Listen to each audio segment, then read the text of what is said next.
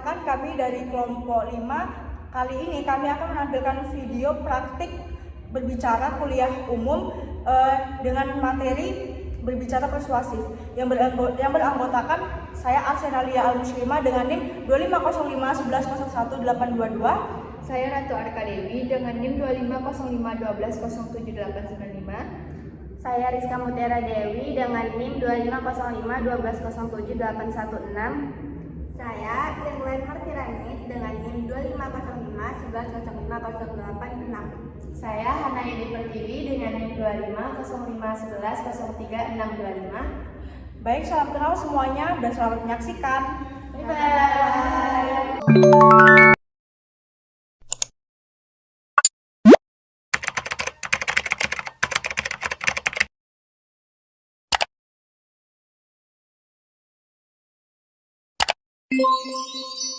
Baik, assalamualaikum warahmatullahi wabarakatuh. Selamat pagi Anda semua. Waalaikumsalam warahmatullahi wabarakatuh. Baik, Bu. Sesuai dengan IPS kita, hari ini kita di pertemuan kali ini kita materinya berbicara persuasif. Nah, sebelumnya ini mau tanya nih, kalian ada yang tahu nggak apa itu berbicara persuasif? Saya, Bu. Baik, silakan Kira.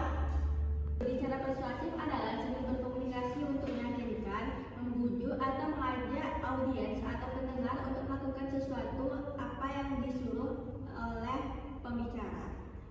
Baik, poin yang bagus sekali ya Kira. Jadi benar tadi yang dikatakan oleh Kira, yang dijelaskan oleh Kira, kalau berbicara persuasif itu adalah kegiatan menyampaikan gagasan secara lisan untuk mempengaruhi pendengar, mengajak pendengar dan membuat pendengar melakukan tindakan apa yang disuruh oleh pembicara. Berbeda ya dengan berbicara argumentatif. Kalau argumentatif itu dia cuma meyakinkan aja, cukup membuat yakin gitu. Kayak misalnya kita menyampaikan argumen, nah pendengar cuma ngerasa kayak oh iya bener ya. Nah kalau itu argumentatif, karena dia cuma sampai yakin aja, nggak membuat si pendengar atau audiens itu melakukan tindakan apa yang disuruh oleh pembicara.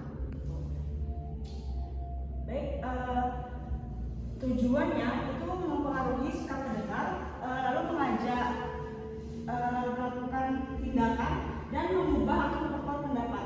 Nah, tadi yang saya bilang itu kan tujuannya untuk mempengaruhi pendengar. Jadi pendengar itu mampu terpengaruh oleh apa yang dikatakan oleh si pembicara. Lalu mengajak melakukan tindakan. Nah, dia mengajak, bukan hanya sekedar mempengaruhi atau kayak meyakinkan aja gitu. Dia juga mengajak sehingga audiens itu dapat mengerjakan apa yang disuruh oleh pembicara tadi, lalu mengubah atau memperkuat pendapat. Nah, sama masih dengan argumentasi tadi, cuman dia ya kalau misalnya argumentasi itu dia cuma yakinkan aja gitu kan, nggak sampai mengubah tindakan atau mengubah mindsetnya begitu. Nah, baik, selanjutnya ciri-cirinya. Nah, ciri-cirinya ini yang pertama mengandung ajakan, lalu yang kedua bahasa jelas dan meyakinkan. Nah, kalau misalnya bahasanya nggak jelas, ya gimana audiens bisa paham ya kan?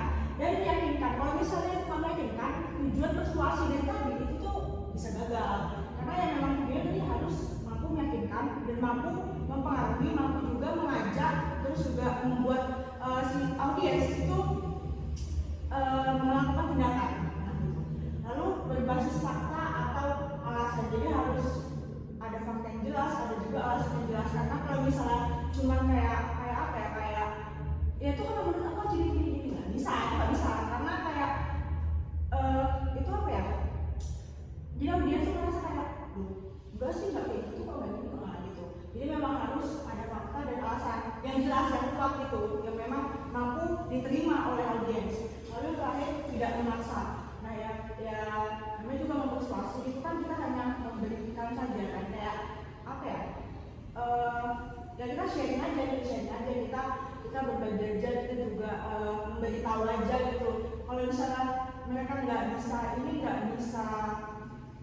diajak, nggak bisa itu ya kita nggak perlu bikin itu gitu kan. Meskipun tujuan persuasi dari tadi itu gagal, cuman yang penting kita ajak dulu aja gitu, nggak usah maksa. Kalau dia nggak mau ya udah apa.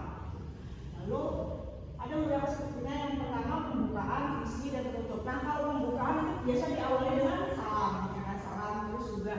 ya kodima gitu lah. Terus juga yang kedua ada isi. Nah isi yang paling penting ya, isi yang harus paling diperhatikan karena ya semua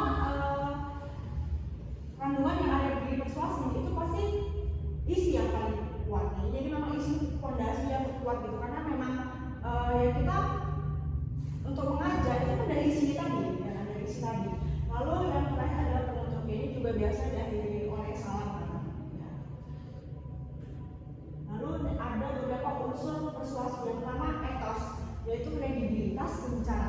Nah kalau kredibilitas itu penting, kenapa? Karena kalau misalnya orang yang berbicara ini nggak kredibel gitu, nggak bisa dipercaya, kayak pendengar juga kayak masa sih dia aja sih ini gitu kan.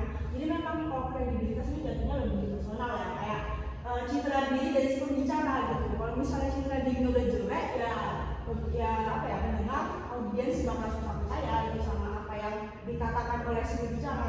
Lalu yang kedua adalah logos, yaitu logika dan bukti. Harus ada bukti konkret dan masuk logika gitu. Harus logis dan ada buktinya. Karena kalau misalnya kita kayak berbicara tanpa ada bukti, tanpa ada data, tanpa ada fakta yang jelas, itu karena kayak para pendengar juga merasa kayak ini doang, ini kayak apa ya, istilah kayak ini cuma kayak nyerocos aja, ini cuma sekedar ngomong aja, nggak ada kok yang kayak gitu, nggak ada kayak gini gitu. Terus yang terakhir adalah patos, yaitu emosi pendengar. Nah kita harus bisa mempengaruhi emosi dari si pendengar tadi gitu. Contohnya kayak kita berbicara terus juga tentang contoh apa ya, tentang Palestina ada, ya kan kalian tahu kan sendiri sekarang keadaan saudara kita di Palestina bagaimana. Nah kita tuh mempengaruhi empati dari pendengar tadi gitu contohnya ya. Terus ada beberapa tekniknya nih dari berbicara persuasif, yaitu pertama menggunakan data. Nah seperti yang saya bilang tadi, kalau misalnya kita berbicara tanpa data itu malah jatuhnya kayak cuma nyerocos aja gitu, kayak storytelling biasa gitu. Karena ya data itu memang penting, karena ada beberapa pendengar pasti banyak yang apa yang kritis atau yang apa. Nah itu kalau misalnya sampai kita bisa sama dia itu udah pasti kita nggak bisa apa-apa di depan kan. Lalu yang kedua bahasa positif. Ini penting sih, penting banget karena yang namanya berbicara persuasif itu pasti rata-rata di ruang akademis ya kan, akademis. Jadi kalau misalnya bayangin kita ngomong kotor gitu di depan audiens, itu kan nggak enak dengar ya kan. Nah makanya kita harus menggunakan diksi yang bagus, diksi yang baik, yang sopan juga. Lalu yang ketiga, contoh konkretnya tadi itu sama-sama sih dengan aja kayak harus ada bukti konkretnya, bukti nyatanya, ada bentuknya nih, ada buktinya nih, ada apa ya, ada ini nih, ada yang udah terjadi gitu. Nah kita harus memberikan itu. Lalu yang terakhir adalah pertanyaan retoris. Kalau pertanyaan retoris ini jadinya kayak kita menanyakan sebenarnya tuh kita ada jawabannya, tapi yang kita tanya aja gitu. Misalnya kayak apa ya, di dalam politik misalnya nih ada seminar politik, kita membahas kira-kira kalau kita melakukan suatu nyuap itu boleh atau enggak. Nah sebenarnya kan itu dijelaskan jawabannya enggak gitu, cuma kita menanyakan pertanyaan retoris untuk mempertegas jawaban tadi gitu. Lalu yang kedelapan itu adalah contoh kalimatnya. Nah ini ada beberapa contohnya ya, pasti ada kata mari, ayo, dan semacamnya gitu. Ada Ananda yang tahu gitu apa contohnya lagi selain ayo dan mari? Adanya atau sebaiknya Bu. Nah ya betul ya, pokoknya dia kata berupa ajakan atau kalimat. Bahkan sebenarnya kalau tanpa ada kata kunci, sebenarnya kalau misalnya udah terkesan mengajak itu memang udah termasuk persuasi ya misalnya. Bukan hanya sekedar meyakinkan, tapi juga mengajak dan membuat si pendengar itu mampu melakukan tindakan. Contoh kalimatnya kayak mari kita biasakan membaca, ayo kita menjaga lingkungan dan sebagainya gitu ya. Terus nah ini ada faktor keberhasilan dari mempersuasi tadi, dari berbicara persuasi tadi. Yang pertama penguasaan materi. Ya kalau misalnya kita nggak menguasai materi, kita mau berbicara apa di depan gitu kan. Terus juga terkesan ngantuk gitu, jadi kemana-mana gitu kan, jadi juga belibet gitu, kita ngomong biasanya juga belibet, maksudnya at least kita tahu gitu loh apa yang kita omongin, apa yang kita sampaikan. Kalau misalnya kita sama sekali nggak tahu ya gimana kita ngomong gitu kan. Terus yang kedua, kejelasan penyampaian. Kalau misalnya cara penyampaian kita, terus juga diksi kita, terus artikulasi kita itu nggak jelas, ya pendengar juga kayak apa sih, ngomong apa deh gitu, masih ngerasa gitu.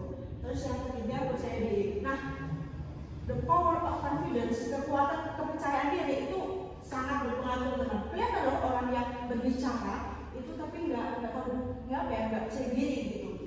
Malah kesannya kayak kita ini kok rasanya aneh gitu, malah kita nggak fokus ke dia kan, karena ngelihat dia nggak berbicara, nggak percaya diri gitu, berbicara di depan nggak percaya diri itu kayak kita nggak tahu lah, kayak nggak fokus aja gitu, pasti nggak fokus. Terus juga jadinya malas gitu, dia kerjanya malas gitu.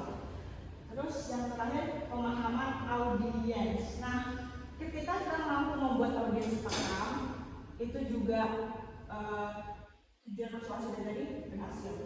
Bahkan kalau misalnya gini, apa yang kita sampaikan dari audiens sudah paham gitu kan, jadi tambah lagi nih pemahaman dan perspektif kita, karena kan ada kadang ilmu yang memang sebenarnya definisinya sama, konsepnya sama gitu antara satu orang dan orang lain, tapi pasti setiap orang punya perspektif yang berbeda kan. Nah, jadi ketika ada audiens yang paham, terus kita menjelaskan dengan pandangan kita, itu perspektif dia bakal nambah gitu.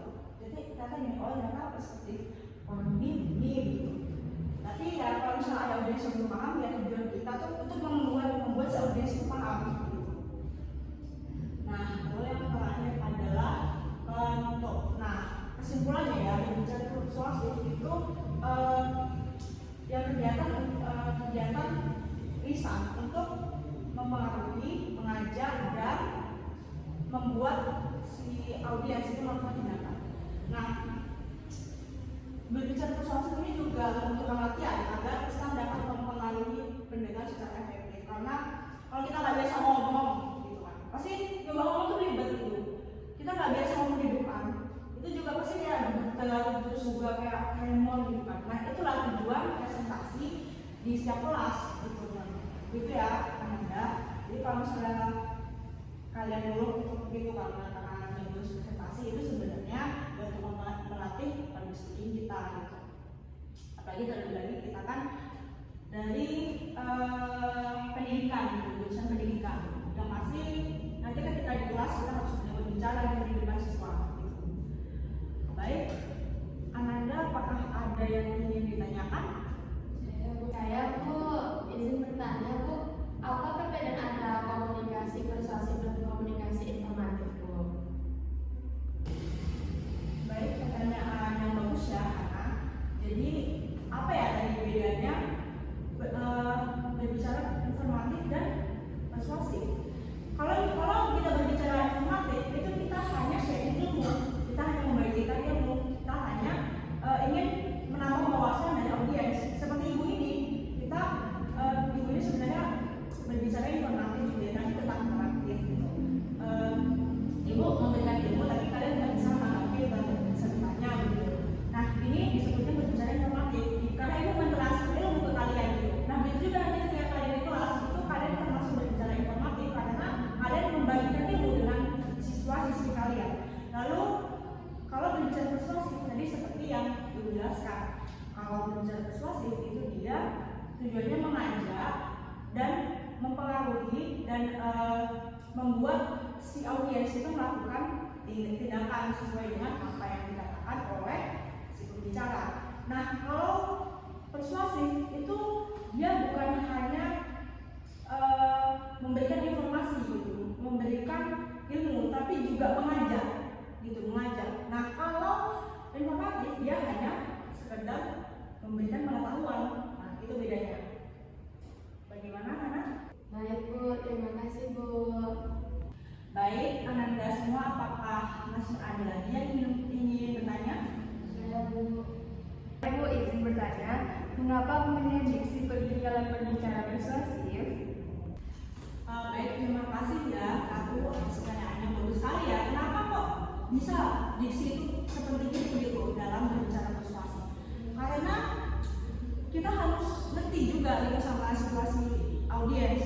Kalau misalnya audiensnya nggak paham gitu kan dengan bahasa-bahasa yang terlalu tinggi misalnya, terus kita pakai istilah-istilah yang tinggi gitu, nah itu kan mereka nggak bakalan paham gitu apa yang kita sampaikan gitu. Jadi kita menggunakan bahasa lebih ringan, itu contohnya. Terus juga ya tadi seperti yang saya bilang kalau kita harus menggunakan bahasa yang positif gitu kan. Ya bayangin aja kita di forum akademis gitu, di ruang akademis kita malah bawa bahasa tongkrongan gitu. Nah kan itu nggak bagus kan gitu. Karena itu kenapa kok diksi itu bisa penting dalam berbicara persuasif, supaya kita lebih kontekstual aja. Kita bisa melihat situasi, kita tuh dari mana, kita juga sedang menyampaikan informasi itu pada siapa begitu. Apakah cukup? Satu? Baik, cukup Bu, terima kasih. Baik, cukup bagus ya dari pertanyaan-pertanyaannya, atau mungkin masih ada nih Ananda yang ingin bertanya lagi, atau mungkin menambahkan juga silakan. Itu malah senang kalau misalnya ada yang bisa menambah perspektif tadi terhadap hidup dan teman-teman sekalian.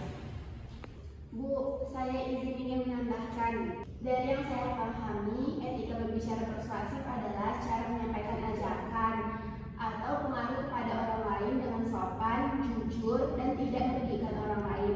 Etika ini sangat penting karena komunikasi persuasif dapat mempengaruhi keputusan seseorang, sehingga harus dilakukan secara bertanggung jawab. Dalam penerapannya terdapat beberapa prinsip seperti kejujuran, menghormati audiens, tidak memaksa, bertanggung jawab sosial, menggunakan bahasa yang santun dan jelas, serta memiliki empati terhadap audiens. Wah, poin yang bagus sekali ya, Rizka. Benar tadi. Kalau misalnya bicara persuasif itu kita wajib sopan, jujur, dan tidak merugikan orang lain. Gitu. Kita ya biasanya mungkin ada nih beberapa statement gitu, pernyataan yang mungkin terkesannya rasis, salah gitu. Itu nggak boleh ya gitu. Dan memang harus mempersuasi, tapi bukan provokatif atau kayak menimbulkan kontroversi gitu ya. Banyak bagus sekali ya. Ada lagi mungkin yang ingin bertanya lagi atau menambahkan lagi? Nggak apa-apa, silakan ya. Ibu izin menambahkan, saya pernah baca di salah satu buku mengenai teknik persuasif. Nah, salah satunya itu ada metode Monroe Attention Action. Nah, teknik ini adalah teknik komunikasi persuasif yang bertujuan untuk menarik perhatian audiens dan mendorong mereka itu untuk bertindak. Tahap attention ini digunakan untuk membuat audiens tertarik dan merasa topik yang dibahas itu relevan melalui pertanyaan, fakta, atau pernyataan yang kuat. Nah, misalnya itu pada kalimat setiap tahun jutaan orang gagal menyampaikan ide karena tidak mampu berbicara secara persuasif. Nah, setelah itu, setelah perhatian itu didapatkan, tahap selanjutnya itu ada action. Nah, action ini berisi ajakan yang jelas dan langsung agar audiens itu melakukan tindakan nyata, seperti mulai hari ini latih kemampuan berbicara persuasif itu minimal 10 menit setiap hari. Nah, dari metode tersebut, metode ini adalah komunikasi yang tidak hanya menarik perhatian, tetapi juga mampu menghasilkan tindakan. Wah, teorinya sekali ya, bagus suka. Jadi tadi ada teknik Monroe, ya. Teknik Monroe itu yaitu attention action. Nah, nanti kita mempengaruhi perhatian atensi dari audiens, dan kita juga membuat mereka melakukan action, melakukan aksi. Ya, itu memang teknik untuk berbicara persuasif tadi sudah. Ya, itu kayaknya nggak nambahin lagi ya, jadi memang poinnya sudah bagus semua. Kira-kira. Baik, karena ini kayaknya udah lewat 2 SKS ya, udah lewat ini. Jadi ya mungkin sekian untuk pertemuan kali ini gitu.